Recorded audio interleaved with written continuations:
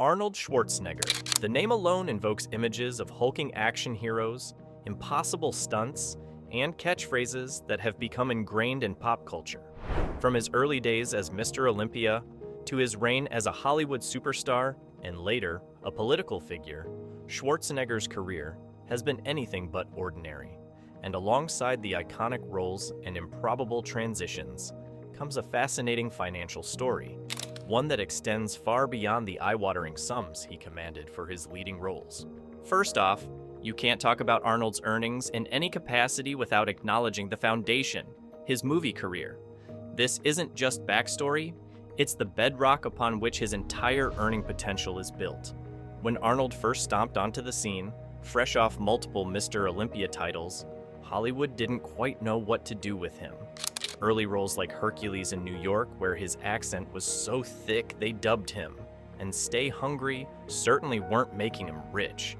Even Conan the Barbarian, 1982, his breakthrough, reportedly netted him around $250,000. Respectable, but not superstar money. Then came The Terminator, 1984. It was a relatively low-budget sci-fi flick directed by a then lesser-known James Cameron. Arnold's pay was reportedly around $75,000. Peanuts compared to what was coming, but the film was a cultural phenomenon. It cemented his image as an unstoppable force and gave him arguably the most famous catchphrase in movie history, "I'll be back." This movie wasn't just a hit, it was a launching pad. Suddenly, Arnold was the action guy. The 80s and early 90s were his golden era.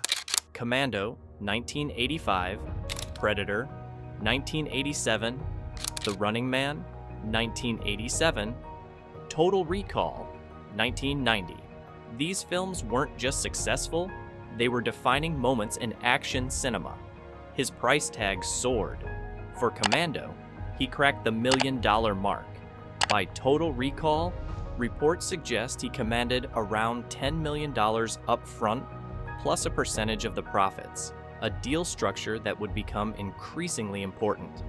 But Arnold wasn't just smart about flexing muscles, he was flexing his business brain too. He understood his brand value. The real game-changer deal came with Twins, 1988. Teaming up with Danny DeVito for a comedy was a risk. Action stars weren't supposed to do broad comedy.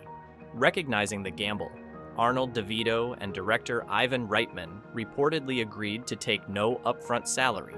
Instead, they took a significant percentage of the film's profits, rumored to be around 40% combined.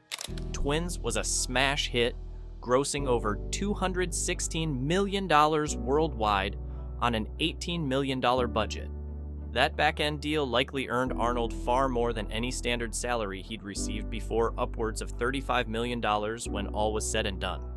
It was a masterstroke, proving his versatility and his financial acumen.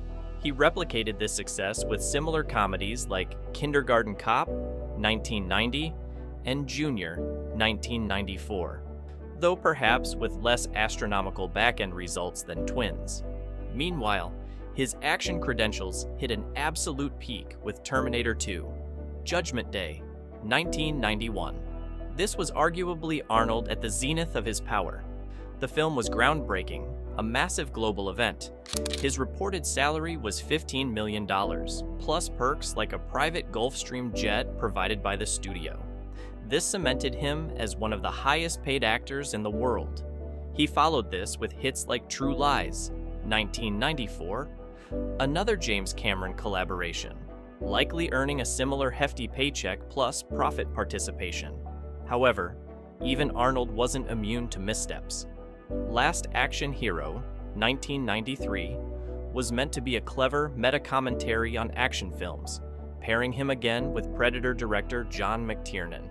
Despite a reported $15 million salary for Arnold, the movie massively underperformed. It was a critical and commercial disappointment, a rare stumble during his peak. It showed that even his name couldn't guarantee success, especially with a concept that maybe audiences weren't ready for. Then came Batman and Robin, 1997. Arnold played the villain, Mr. Freeze. He commanded a staggering $25 million salary for this role. Why so much? Star power, plain and simple. The Batman franchise was huge, and adding Arnold was seen as a major draw. Unfortunately, the film was famously terrible, often cited as one of the worst superhero movies ever made.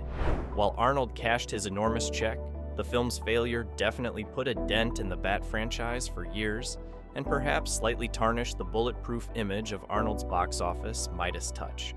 His pay was high because the studio thought he was worth it to guarantee eyeballs, but the film's quality couldn't back it up.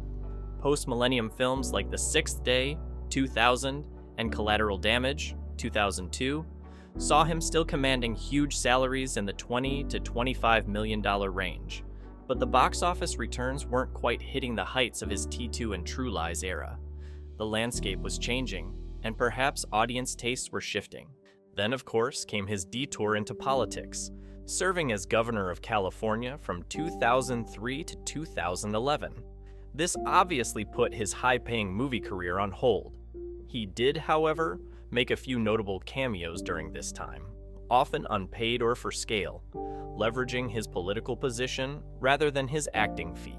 A brief, uncredited appearance in The Rundown, 2003, featured him passing the torch, quite literally, to Dwayne "The Rock" Johnson. He also popped up in Around the World in 80 Days, 2004, as Prince Hoppy, a quirky cameo likely done as a favor or for fun during a break.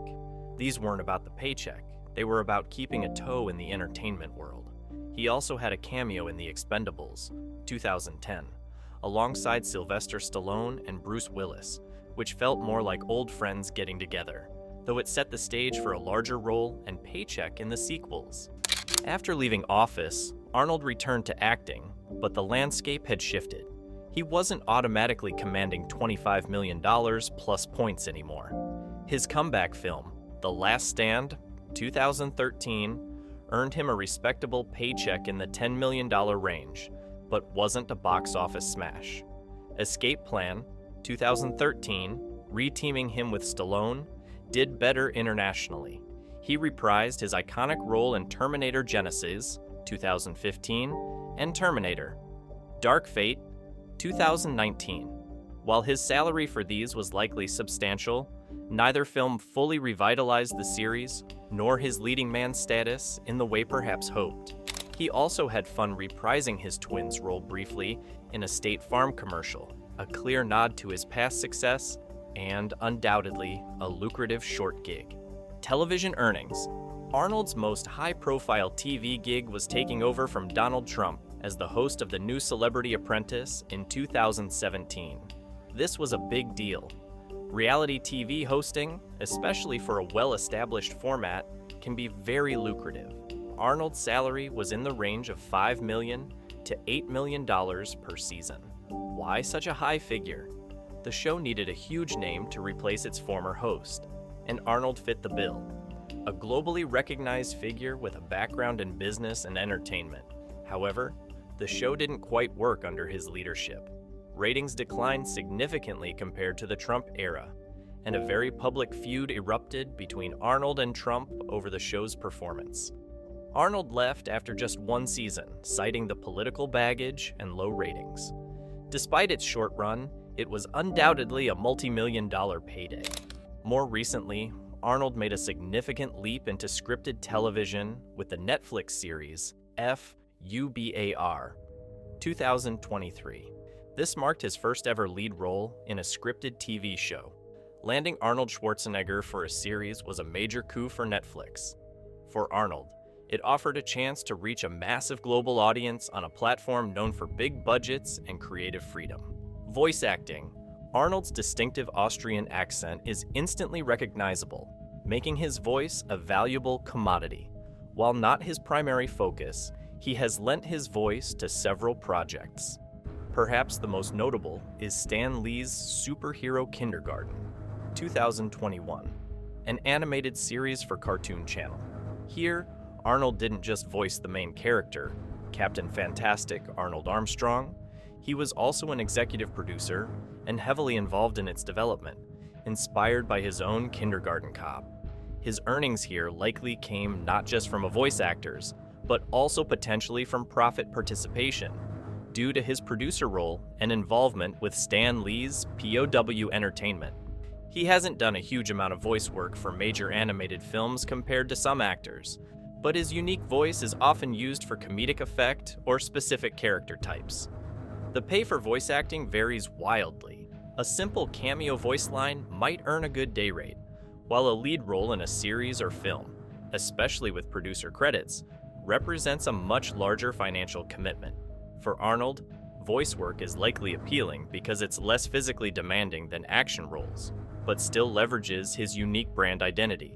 From taking zero salary for a massive back end on Twins, to hosting reality TV, voicing cartoons, leading a streaming series, and popping up in Super Bowl ads, Arnold has consistently found ways to make his unique brand pay. What do you think about this? Let us know in the comments section below and make sure to like the video. Thanks for watching.